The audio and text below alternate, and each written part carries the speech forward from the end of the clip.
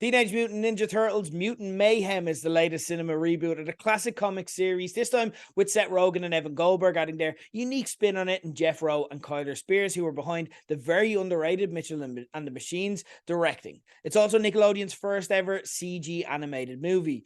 With the project, Rogen wanted to spin to focus on the very much teenage aspect that often gets forgotten in TMNT projects, and they cast accordingly with relatives unknown in Nicholas Cantu, Brady Noon, Micah Abbey, and Shamon Brown Jr. playing the title characters, while Jackie Chan signed on as Splinter. It was an inspired decision, as the casting and vibe is immediately much more energetic for having that youth on set. And they're scripted like teens. For example, in their first fight, it's hilarious when Donatello being like, I don't know if any of you had noticed, but I just have a really big stick as a weapon. How did this even happen?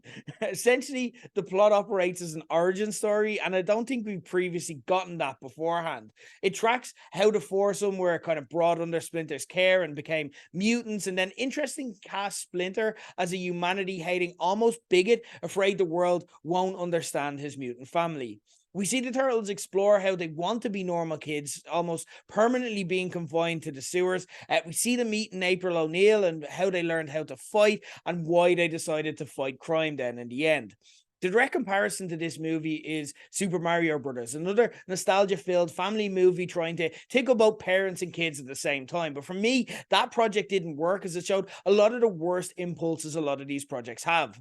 Putting a big family movie like this in the hands of Rogen and Goldberg, who usually don't hang out in this kind of environment, seems like a risk, but actually it's exactly what makes this work, where Super Mario Brothers didn't work as much. As you can tell by the thought that they put into the plot and the whys of everything that a lot of its predecessors just simply didn't care to do, it feels like the kind of movie where the creators have just naturally spent hours and hours and hours absorbing the source material. They love it, and they've had those kind of full fleshed out conversations about it to get that level of minute logical detail. Like, and again, not just because of this project, it feels like they've been having this conversation about the Turtles for 20 years, and they finally got the chance to actually put it down on paper, and it really works. The stoner humor also translates surprisingly well to a family environment. They write cheeky teens all making fun of each other perfectly. Like, there's one scene, for example, when discussing what their surnames could be if they pretended to be humans, where they call Leonardo Nardo, and then all of a sudden now his nickname for life becomes Nardo, and that's it. And that's how nicknames are born when you're a teenager. It's really relatable.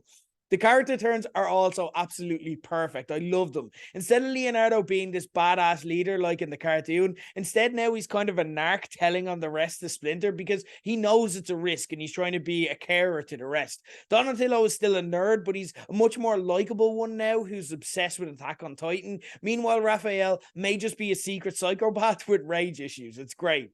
The casting is a flex, and you can see the benefit of casting unknowns in the lead roles with who they were able to get as a result. The likes of Giancarlo Esposito and Paul Rudd show up for essentially tiny roles just because they can. They're there and the guys can afford it. So Rogan and John Cena play Bebop and Rocksteady kind of perfectly, but again with their own unique twist. While I love seeing Natasha Demetriou, who you may know from What We Do in the Shadows, get a chance to shine on a big project like this. Ice Cube is also great as the main villain, Superfly.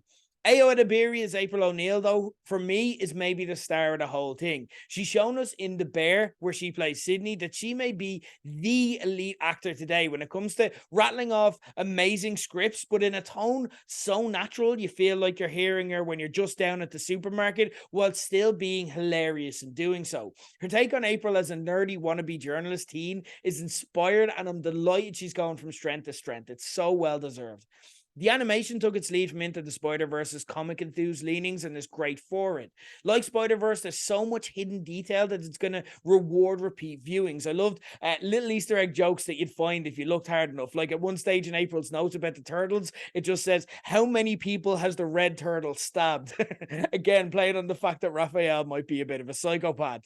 The action is also genuinely exciting without ever veering into the back end of a Marvel movie length of taking too long and changing the entire tone of the movie. This keeps the tone fun and light while also not diminishing the stakes at play. Mutant Mayhem is an absolute triumph, and I really hope being released in the shadow of Barbenheimer doesn't see it get a bit ignored, because this deserves all the love and success it can get. And whatever sequels they want to do, just hand them the keys, because this is great. This is what I want Turtles to be. At 100 minutes, it left me absolutely gasping for more, and I'd even love if they decided to spin out into a TV show, if not for multiple sequels. You'll note, for example, that I never even mentioned Shredder here. For like, Shredder's not in the movie, or is he if you stay long enough at the end, which is a testament to how much they've left on the table for more. Treat yourself and go see this ASAP so it can be a massive success. It had me laughing out loud constantly from start to finish, and is one of the best family movies of the year. It is fantastic. Teenage Mutant Ninja Turtles